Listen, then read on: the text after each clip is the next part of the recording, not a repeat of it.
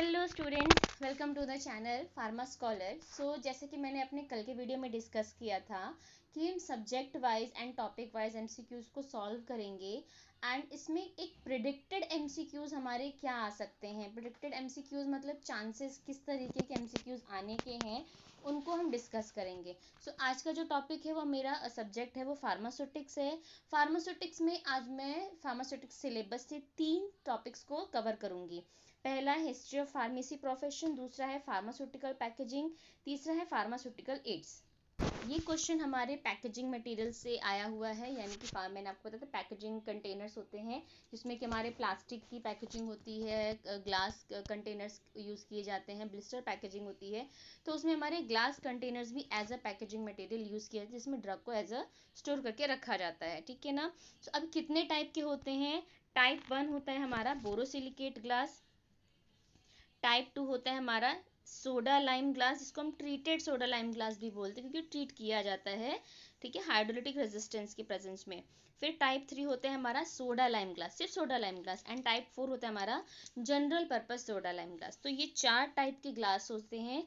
And borosilicate glass जो होता है ये हमारा सबसे बेस्ट माना जाता है क्योंकि इसमें किसी भी तरह के इंजेक्टेबल्स जो हैं वो, चाहे वो एसिडिक हो, चाहे वो न्यूट्रल हो, चाहे वो एल्कलाइन पीएच हो, उन सबको कंटेनर में एज अ स्टोर करके रखा जा सकता है।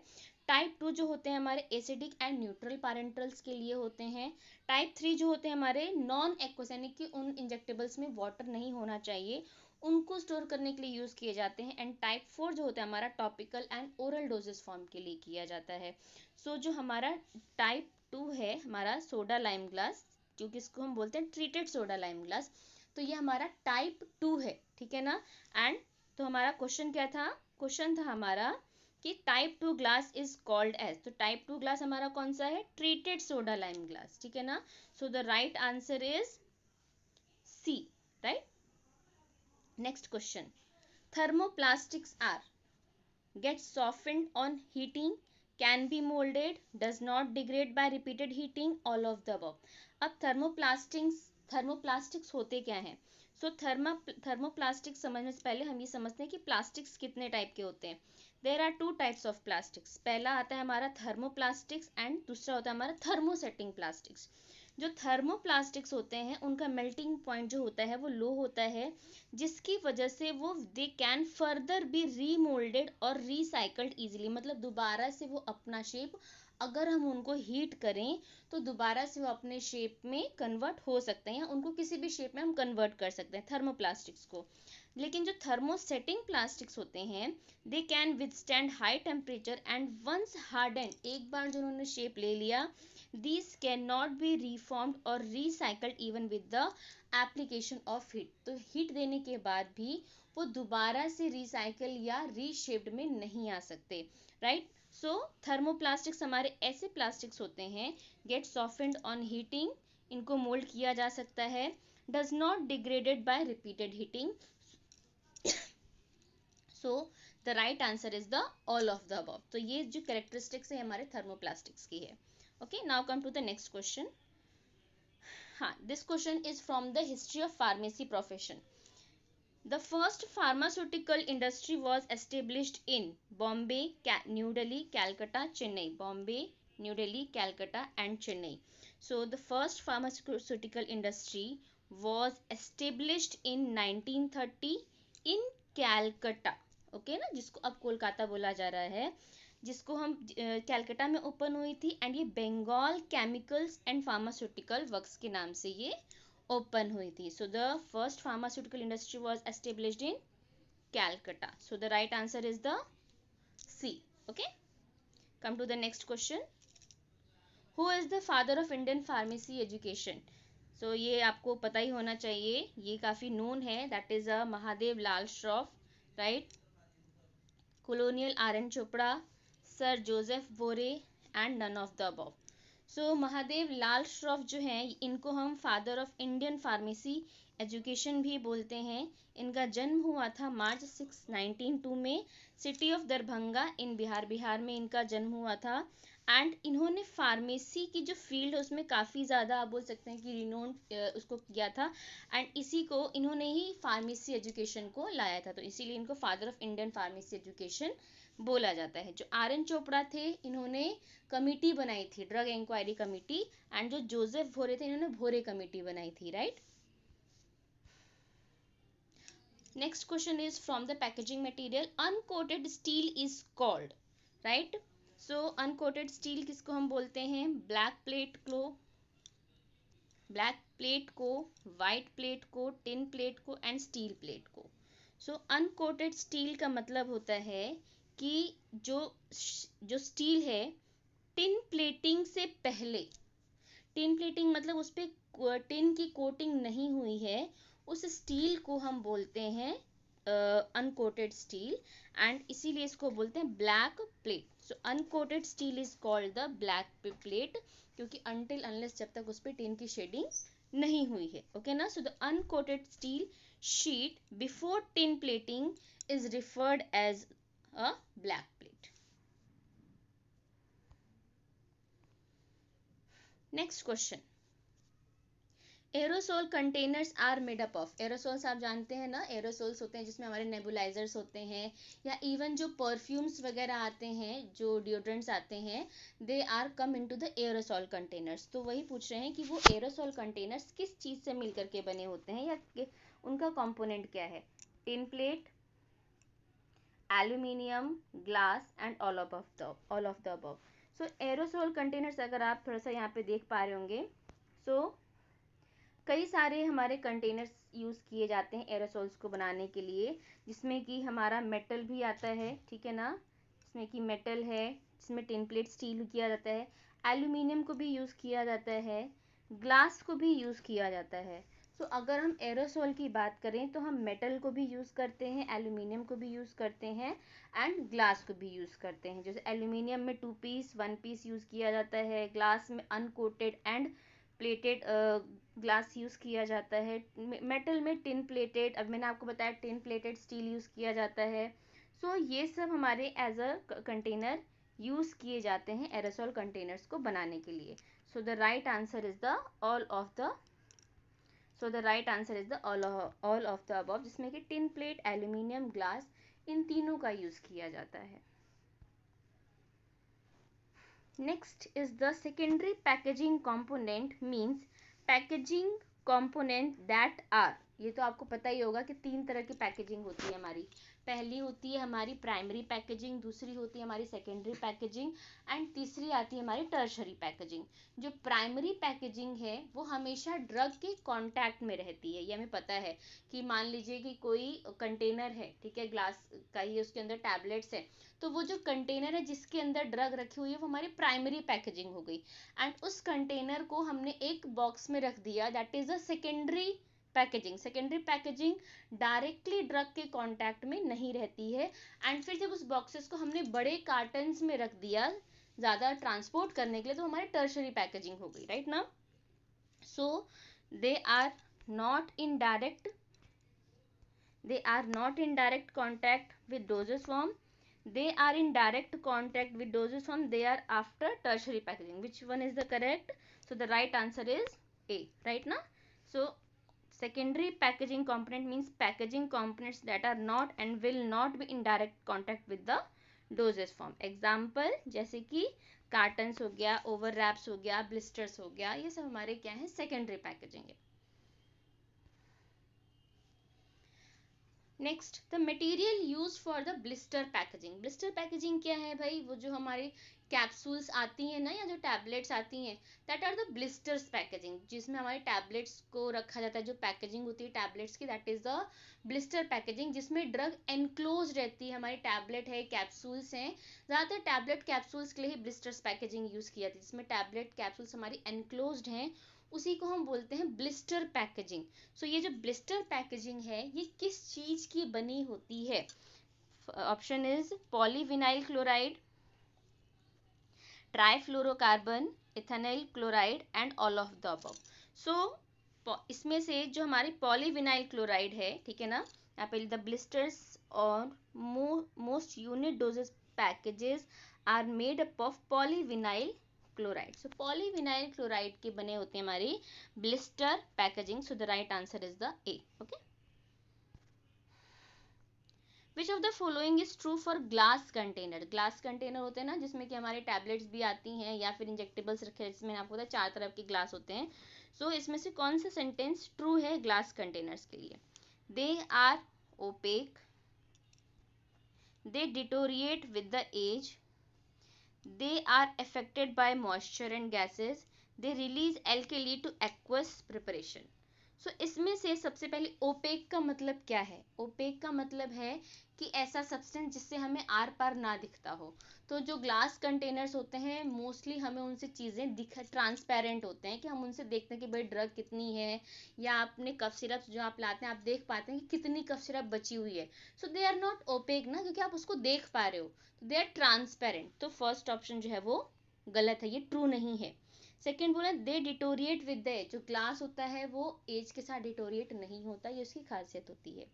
तीसरा they are affected by moisture and gases, जो ग्लास होते हैं उन पे मॉइस्चर का एंड गैसेस का इफेक्ट नहीं होता, इसीलिए ज़्यादातर जो इंजेक्टेबल्स होते हैं उनको ग्लास के छोटे छोटे वॉल्स में रखा जाता है। तो ये सेंटेंस भी गलत नहीं है, सही है।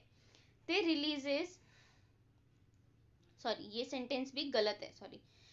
थर्ड है, फोर्थ है, the release alkali two aqueous preparation.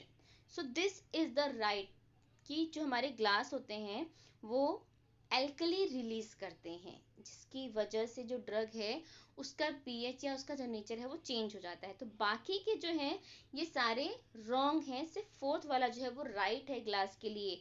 जो ग्लास होता है हमारा ओपेक नहीं होता, वो एज के साथ डिटोरिएट नहीं होता है, यहाँ पे इन्होंने गलत दिया है। इस तरीके से जो the right answer, correct answer is D, because glass containers releases alkali to aqueous preparation। Okay, sorry यहाँ पे क्वेश्चन थोड़ा सा स्मॉल उसमें लिख दिया है मैंने।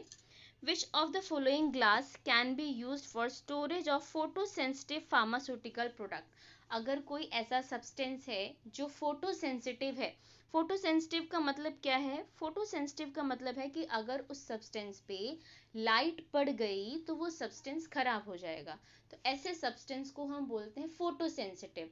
तो अगर कोई सब्सटेंस फोटो सेंसिटिव है, ठीक है ना, तो उस कंडीशन में कौन सा ग्लास कंटेनर रखा जाएगा या ग्लास कंटेनर यूज किया जाएगा उस ड्रग को स्टोर करके रखने के लिए? So the option is the silicone treated glass, borosilicate glass, amber colour glass and neutral glass. So the right answer is the amber colour glass. Amber colour glass आपने देखा होगा ब्राउन कलर के होते हैं। इनकी खासियत होती है कि इनका जो कलर होता है वो जो सन रेज है उसको एंटर नहीं करने देते हैं कंटेनर के अंदर, जिसकी वजह से जो ड्रग है वो अगर फोटो सेंसिटिव है तो उस पर लाइट का कोई इफेक्ट नहीं आएगा, क्योंकि ये ग्लास कंटेनर्स लाइट को एंटर नहीं करने देंगे, ठीक है ना। So the right answer is the C, because amber colour glass container is used for storage of photo sensitive pharmaceutical products, ठीक है।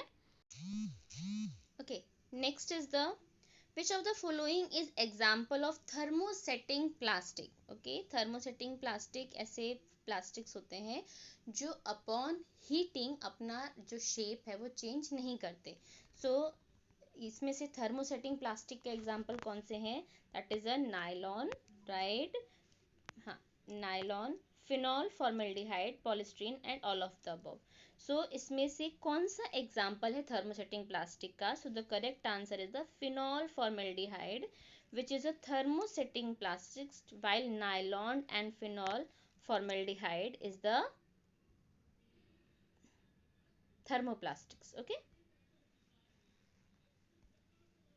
which of the following is disadvantage for metals for packaging? इसमें से कौन सा disadvantage है metals का packaging में, यानी कि मेटल्स का कौन सा डिसएडवांटेज है पैकेजिंग के लिए? सो सबसे they are impermeable to light, moisture and gases, they are light in weight as compared to glass containers, they may shed metals particles into the pharmaceutical products and labels can be printed directly on their surface। तो इसमें से कौन सा disadvantage है and बाकी तीनों advantages हैं? सो अगर मैं बात करूं कि जो हमारे मेटल्स होते हैं उनके एडवांटेजेस और डिसएडवांटेजेस के बारे में, तो they are impermeable to moisture, light and gases, they are made to rigid unbreakable containers, they are light in weight, ठीक है, labels can be printed directly on the surface. तो यहाँ पे आप देख पा रहे हैं कि जो दो पॉइंट्स हैं वो एडवांटेजेस में लिखे गए हैं कि labels can printed directly on the surface, they are light in weight, ठीक है ना, and they are impermeable to moisture. So ये तीनों तो इसके एडवांटेजेस हो गए। तो फिर डिसएडवांटेजेस क्या हुआ? They may shed metals particles into the pharmaceutical products. So इसमें से ये इसका एडवांटेज है मेटल्स का, ये इसका एडवांटेज है मेटल का, एंड ये इसका एडवांटेज है मेटल का। सो बचा क्या? That is this option number C, that may shed metals particles into the pharmaceutical products. ये अपना जो मेटल्स हैं ये मेटल्स पार्टिकल्स को रिलीज करते हैं फार्मास्यूटिकल प्रोडक्ट्स में, यही उनके डिसएडवांटेजेस है। तो correct answer is the C.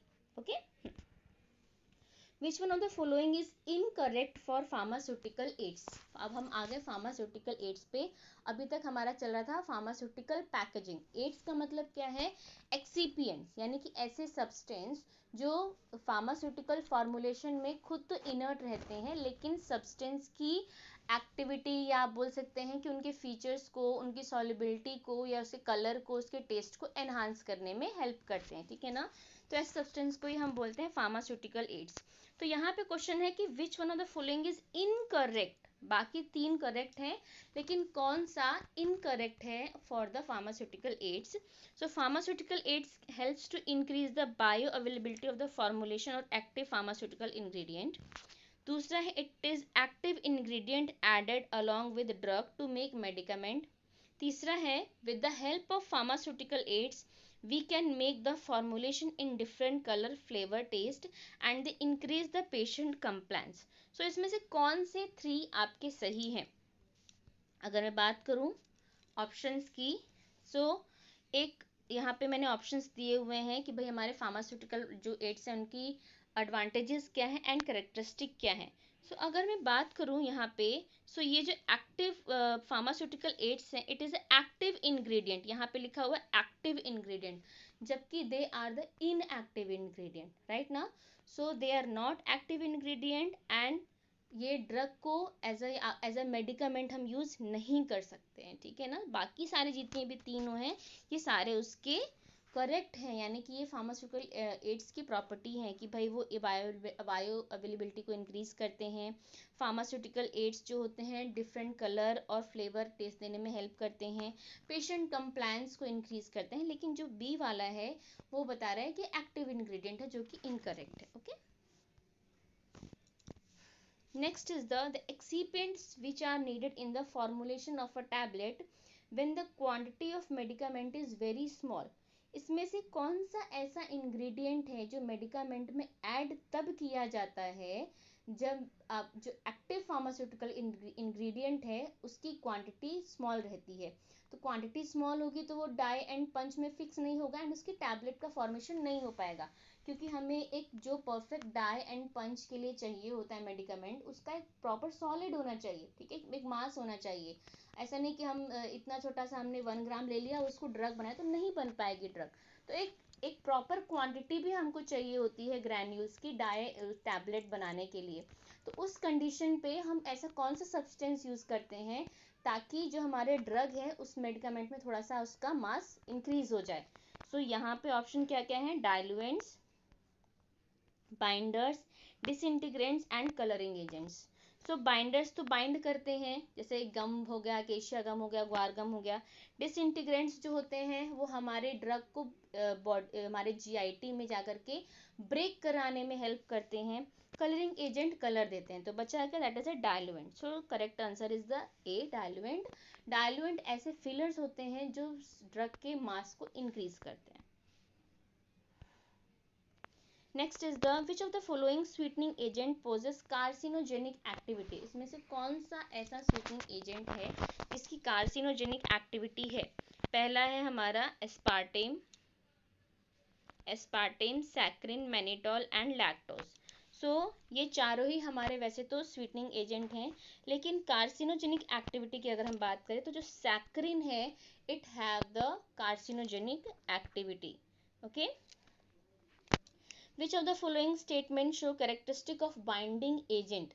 Binding agent की कैरेक्टरिस्टिक क्या है? Used in granulation to provide proper strength,